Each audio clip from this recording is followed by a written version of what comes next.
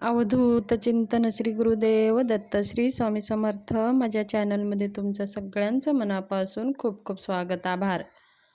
चला तर मग आज आपला विषय आहे 2024 मधली शेवटची सोमवती अमावस्या आणि शेवटची अमावस्या. आपल्या ह्या 2024 मध्ये आपल्या घरातली इडा पिडा कटकटी, आपले जे काही दुःख दारिद्र्य कायमचं निघून जाण्यासाठी आज मी काही सेवा उपाय सांगणार आहे. ते आवर्जून सगळ्यांनी करा. सोमवती अमावस्याचं खूप महत्त्व आहे. म्हणून सोमवती अमावस्याच्या दिवशी काही असे आपल्या जीवनातल्या नकारात्मकता कमी करण्यासाठी आणि आपल्या पितरांना सद्गती प्राप्त करण्यासाठी काही विशेष सेवा केली जातात. दान, तर्पण, त्याचबरोबर पितरांच्या ज्या काही होम हवन ह्या सगळ्या सेवा केल्या जातात. तुम्ही जर ह्या नेहमीच सेवा करत असाल तर आवर्जून करा. जर तुम्हाला पितरांची कोणतीही सेवा करायला जमत नसेल तर आपल्या पितरांच्या सद्गतीसाठी आज मी ही उपाय सांगणार आहे, ते आवर्जून करा. बघा, पित्र प्रत्येक अमावस्याला पित्र आपल्या दारी येत असतात आणि ज्यावेळेस आपण त्यांची काही सेवा करत नाही, त्यांच्यासाठी काही आपण पूजा करत नाही, त्यांच्या नावानं काही दान करत नाही, तर ते काही असंतुष्ट होऊन परत जातात आणि मग ते आपल्याला त्यांचं बद्दुआ भेटत असते, आशीर्वाद अजिबात भेटत नाही. पित्र ही आपले असतात. देवापेक्षा जास्त स्थान हे पितरांना आहे. ज्याच्या घरामध्ये ज्यांच्या परिवारांचे पित्र असंतुष्ट असतात तर त्यांच्या घरामध्ये खूप असे अडथळे येतात. म्हणून पितरांना संतुष्ट करण्याचं हे आपणच ज्या पितरांचे जे वंशज आहेत त्यांनाच करायचं असतं. म्हणून ह्या दिवशी आपल्याला जेवढे शक्य होईल तेवढं आपण पितरांच्या नावानं दान करायचं आहे. दुपारी 12 ते 12:30 ह्या वेळेमध्ये आपल्याला हिरण्यदान करायचं आहे. हिरण्यदान म्हणजे पावशेर पेढा घ्यायचा आहे, 21 रुपये घ्यायचे आहेत किंवा 11 रुपये आणि दोन जानव्याचे जोड 2 घ्यायचे आहेत. हे ब्राह्मणाला दान आपल्याला द्यायचं आहे आणि ते आपल्याला प्रसाद आपल्याला परत घ्यायचं नाही, हे ब्राह्मणाला देऊन यायचं आहे.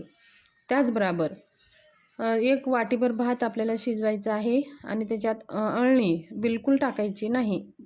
बगर अळणीचा भात शिजवायचा आहे. जेवढं भात आपण शिजवलेलं आहे ते एका पत्रावळीमध्ये काढून घ्यायचं आहे. त्या पत्रावळीवर काढून त्याच्यावरती 1 चमच दही टाकायची आहे, चिमूटभर काळे तीळ टाकायचं आहे आणि ती पत्रावळी टाकून झाल्यानंतर आपल्याला बरोबर 12 वाजता आपल्या गच्चीवरती म्हणजे वरती पितरांचं स्थान कसं वरती असतं, म्हणून आपल्या गच्चीच्या वरती किंवा आपलं पत्र असेल तर पत्रावरती गॅलरीमध्ये असं कुठं बी तुम्ही ती पत्रावळी ठेवायचं आहे. आणि साईडला थोडंसं पाणी घेऊन आपल्याला देवांना बघा, देवांना नैवेद्य दाखवताना पाण्याचं भरीव चौकोनी मंडल करत असतो आणि गायत्री मंत्र म्हणून आपण पाणी फिरवत असतो. पण पितरांना तसं नाही. पितरांना त्रिकोण असं मंडळ करायचं असतं, त्याच्यावरती ते ताट ठेवायचं असतं आणि पाणी हे उलटं फिरवायचं असतं. जसं आपण देवांना पाणी फिरवतो तसं फिरवायचं नाही आणि पितरांना हे उलटं पाणी फिरवून नैवेद्य दाखवायचं असतं आणि आपल्या पितरांना स्मरण करून ते नैवेद्य कावळ्यांना घास आपण म्हणतो, कावळा जो तो नैवेद्य खातो तर आपल्या पितरांना ते नैवेद्य पोहोचलं जातं. कावळ्यांचं तर माहितीच आहे तुम्हाला. कोणतीही विधी करत असताना पितरांची कोणतीही विधी, श्राद्ध असो किंवा 12 दिवसाची श्राद्ध असो किंवा पितृपंधरवाड्यामध्ये जे श्राद्ध असतं आणि वर्ष तिथी असती, तिथंसुद्धा कावळ्याला घास देऊनच पुढची विधी केली जातात. जे आपण नैवेद्य देतो ते कावळ्याने जर खाल्ले तर बघा आपले पितरांपर्यंत ते पोहोचतं आणि कावळ्याच्या माध्यमानंच पित्र आपल्या दारी येत असतात आणि कावळ्याच्या माध्यमानंच आपलं जे काही कार्य करतो पितरांसाठी ते आपल्या पितरांपर्यंत पोहोचत असतात. म्हणून आपल्या पितरांसाठी कावळ्याला बरोबर 12 वाजता दही भात हे आपल्या गच्चीच्या वरती नेऊन ठेवायचं आहे.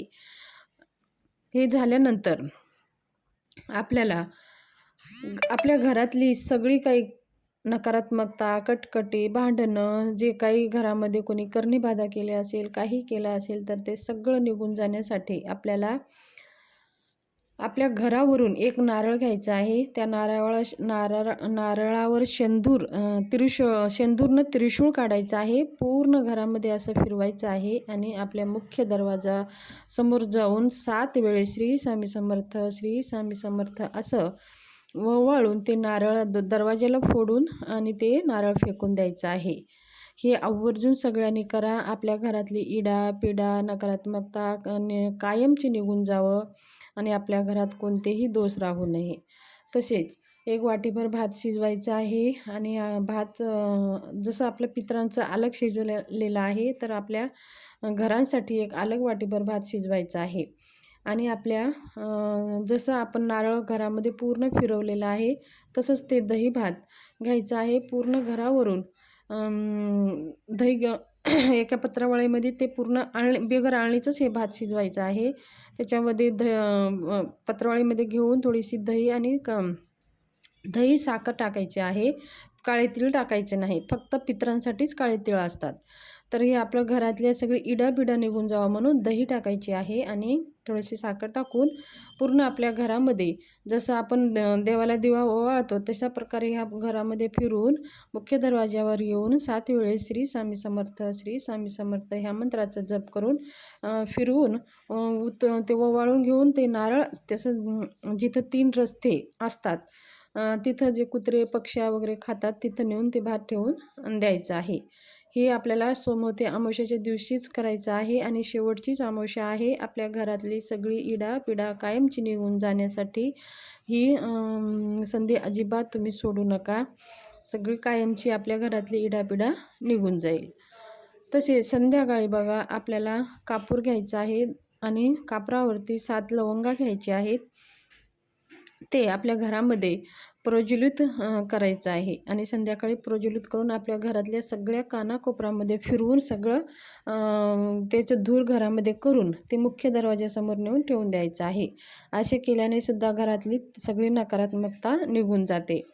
कापूर आणि हे सकारात्मकता पसरतं आणि हे लवंग आपल्या घरातली नकारात्मकता नष्ट करत असते.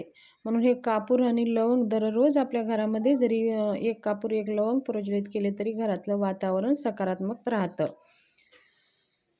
त्याचबरोबर उद्या कालभैरव स्तोत्राचं पिवळ्या मोहरी चिमूटभर पिवळ्या मोहरी घ्यायची आहेत आणि 4-5 अगरबत्ती एका पेपरावर लावून 11 वेळेस कालभैरव स्तोत्र म्हणून आपलं 11 वेळेस कालभैरव स्तोत्र म्हणून झाल्यानंतर जी काही अगरबत्ती लावलेली आहे पिवळी मोहरी आपल्या त्या पेपरावर ठेवलेली आहे आणि ती अगरबत्तीची रक्षा पडलेली आहे.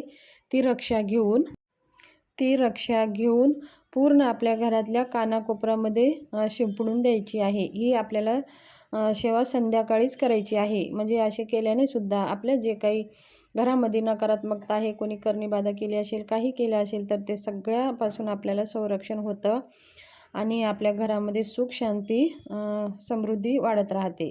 तर ही माहिती शेअर करायची होती. माहिती कशी वाटली, आवडली असते सबस्क्राईब जरूर